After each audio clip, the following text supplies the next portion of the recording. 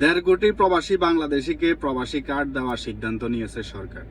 বাংলাদেশ সরকারের কাছে অনুরোধ রইল, প্রবাসীদের এখন প্রবাসী কার্ডের কোনো প্রয়োজন নেই। প্রবাসীরা এখন যে ভোগান্তিতে ভুগতেছে, যে সমস্যায় পড়ছে, আপনি সেটার সমাধান করুন। বর্তমানে এমআরপি পাসপোর্ট এবং কি ই পাসপোর্ট বাধ্যতামূলক করার কারণে লক্ষ লক্ষ প্রবাসী এখন বিপদের মুখে, তাদের পিঠ দেওয়ালে ঠেকে গেছে।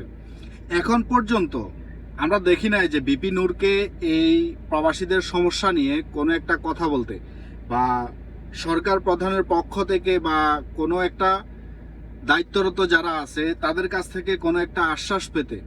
তো আমরা যারা রেমিটেন্স যোদ্ধা আছি, এখনো আমাদের এই সমস্যা নিয়ে দেখি নাই যে কাউকে কোনো কথা বলতে।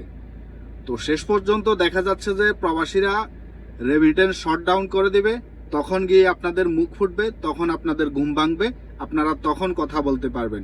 এর আগ পর্যন্ত মনে হয় না যে আপনাদের ঘুম ভাঙবে।